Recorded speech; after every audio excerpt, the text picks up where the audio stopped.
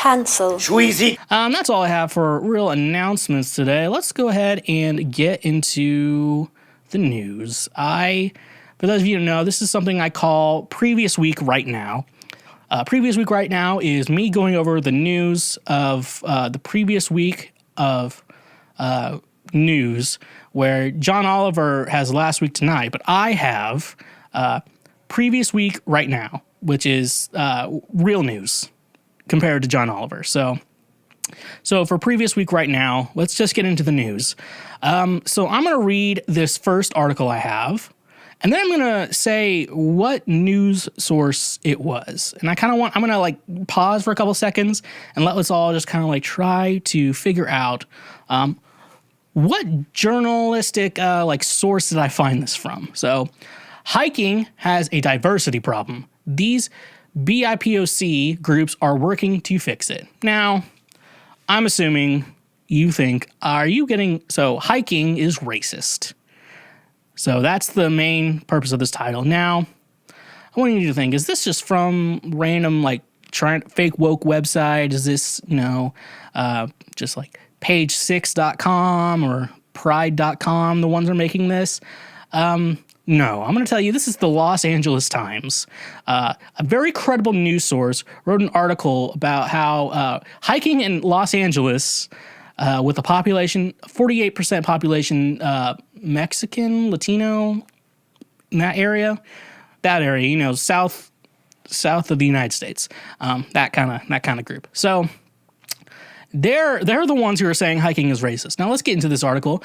Longtime oppression and historical barriers have kept many people of color from feeling comfortable in the American outdoors. Now, that may be changing. Groups in Southern California and around the nation have made it their goal to introduce people of color to nature in a positive way. Their mission is to remove barriers and help people experience the connection, whether they are seeking fitness, healing, personal accomplishment, or knowledge, and all the outdoors has to offer. For many, the first step is going on a hike. Here are the groups working towards the device groups, and I'm not going to go any of them because it's a little stupid. Now, there's a couple things. So we got to think about like Los Angeles, like the population there. It's like I said, it has a big Mexican community, and so this idea that the Mexican Americans cannot go hiking is stupid because most people in LA are used to walking outside and seeing someone who is Mexican. It's probably not a big surprise. It's not shocking to you. It's not like people in the Midwest who are like, oh, that's a dangerous neighborhood, and it's just black people existing. Nope,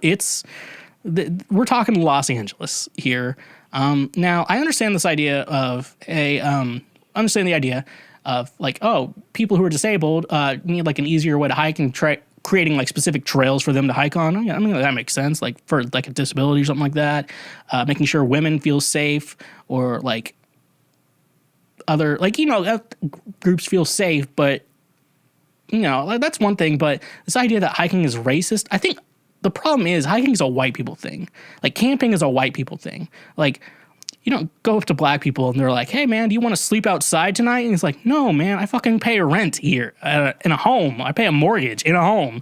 I'm not going to fucking sleep out fucking side. And I don't sleep outside either because I pay rent. Like, if you want to hang out outside, that's a lot of fun. We can do that. But when it's time to go to sleep, I'm sleeping somewhere indoors with air conditioning. So my just thoughts on this is Los Angeles Times, are they scraping the bottom of the barrel here, or are they just trying to join the fake woke? Because I just feel like this article is missing the mark, and I'm obviously, like people of color, like I obviously understand there's a huge struggle out there. I just watched today's episode of Falcon and the Winter Soldier without any spoilers. It kind of quotes on the fact that cops are always going to blame a black person, even if they're part of the Avengers. So, like that, because cops are bastards. And if you think, oh, I'm a good cop, nah, you're probably a bastard because you probably defend the bad ones. That's the way we've set up the criminal justice system, folks. I didn't do that. And so remember, if you're a cop, you're a bastard until you quit your job. So please quit your job because you're a bastard. But no, I think idea of like making sure everyone's obviously, like, putting up signs like, this is a safe space for everyone, whatever your color, gender, sexual. I mean, that's a good thing. I agree with that. But this idea that hiking is racist, It's a little stupid, folks. Okay, I don't think hiking is racist. I just don't think black people want to hang out, want to go walking outside. And probably ask a black person, do you want to go hiking? They'll be saying, that's fucking stupid.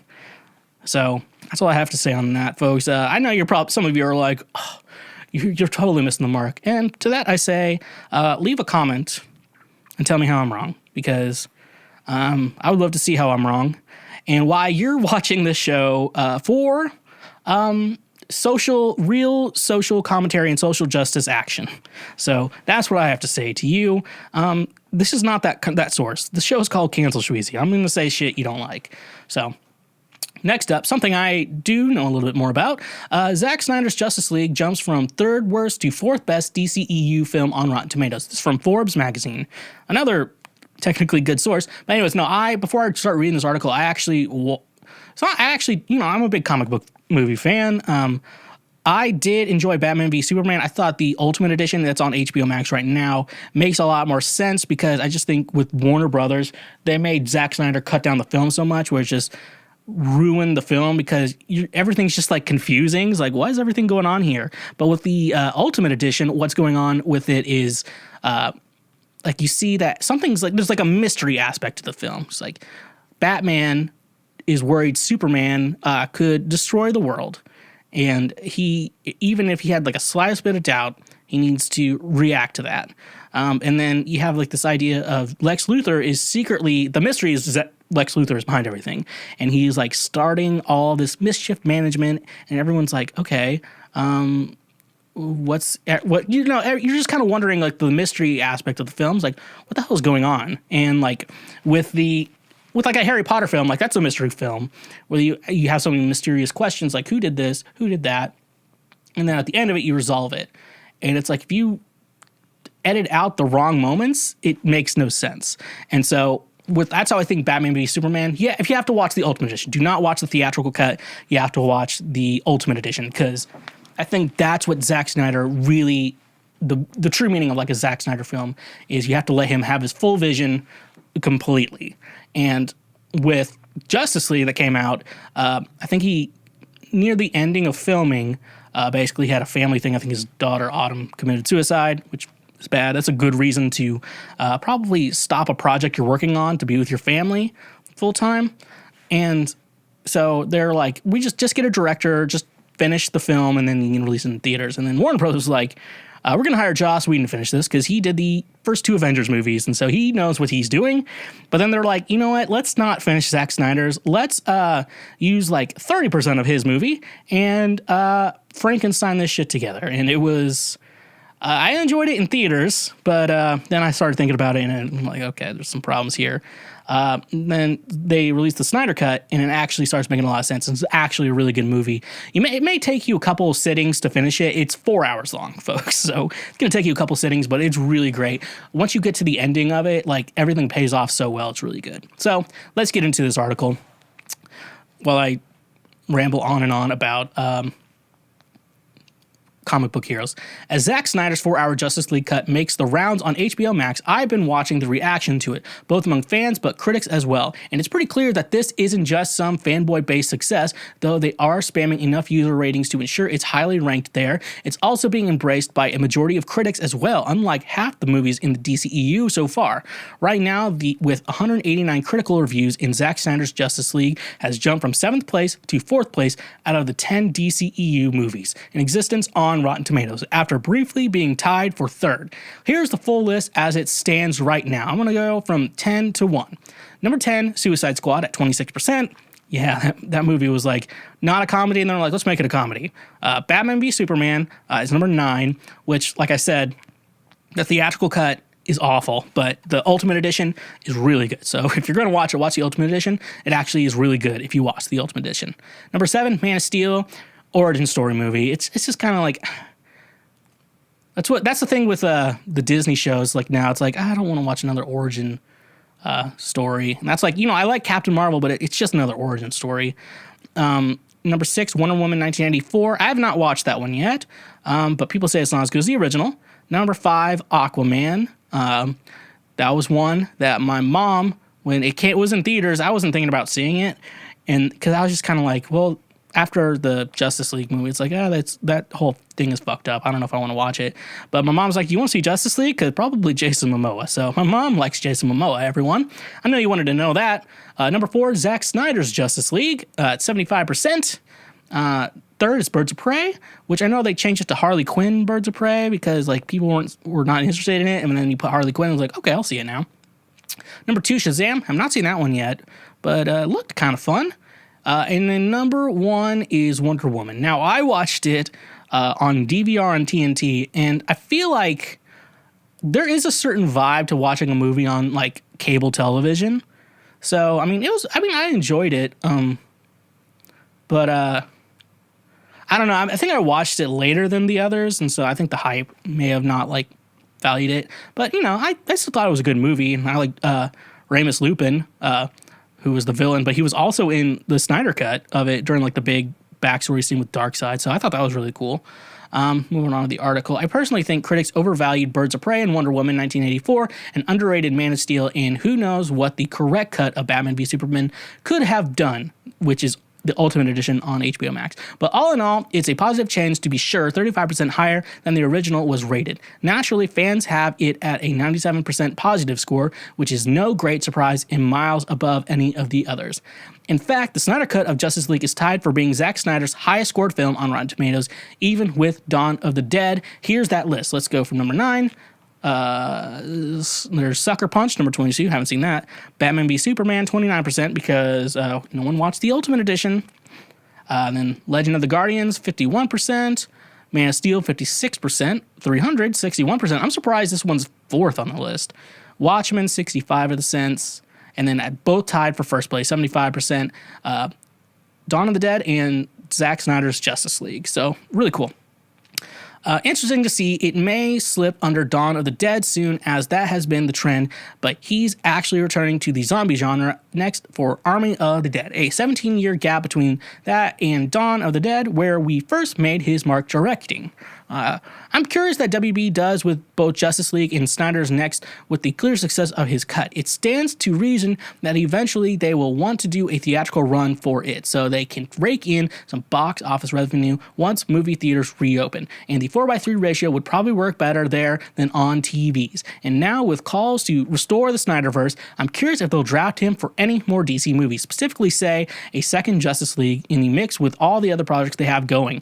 But given what they went down between him and the studio and how he had to fight to get this out, perhaps that's not in the cards. So yeah, obviously, for me, I'm an artist. I make music, obviously, on Spotify, Apple, wherever you make music. And so I'm typically on the side of the artist over the business person. So typically, like, honestly, I would say I could have had a record deal by now. I'm going to be honest with you. I could have had a record deal. But I'm very diligent in the fact that when I say with like anything creative, I'm like, look, anything creative I'm going to do, and I'm going to do it my way in anything creative. And if you have a problem, if you're going to ever have any single problem with anything I do creatively, it's not going to work out. Because for me, my creativity in my art, even with like podcasting and stuff like that, I've had some stuff with that. I say, if there's going to be a problem with it, we can't work together. I don't want to have any bad blood, nothing like that. It's just with me and creativity, that's a big thing. That's why I think the Snyderverse did not work out, but the Marvel Cinematic Universe, where you have Kevin Feige and then like he finds good writers and directors to work on these films to make the thing the best thing possible, where they separate the creative from the marketing side.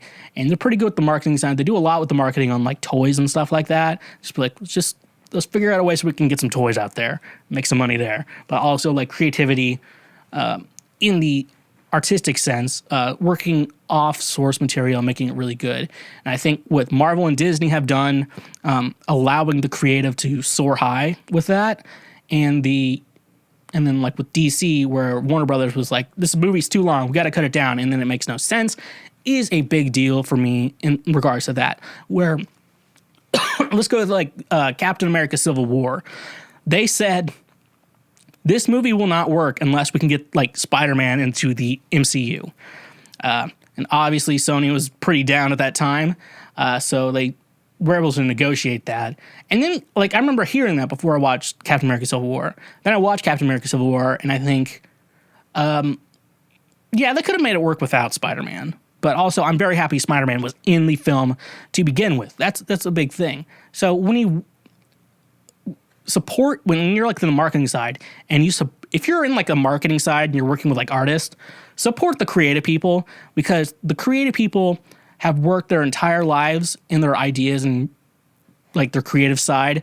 And if you trust them to hire, if you on the business side, you trust them with their creativity, you should allow them to do that, because if you allow them to do that, they're going to make a good product. And when they make a good product, you on the marketing and financial side of it are going to get a lot of money. That's what you need. That's what we need to realize. So when it's too much of the business side of things, it becomes shit. When it becomes more the creative side of things, the business side of it makes more money. And that's why I support an artist's opinion over it. So I never technically blame the creative people. I always try to look into what was the marketing side behind this and what was their goal in regards to that. And so that's my rant on creative people. That's actually something people might enjoy me talking about. Next up, next article, sign at Texas restaurant threatens a $50 fee if I have to explain why masks are mandatory. This is from CNN. Now, I'm like I say, I go through these and I just read the titles and then I read the articles live on air. That's how I like to do it.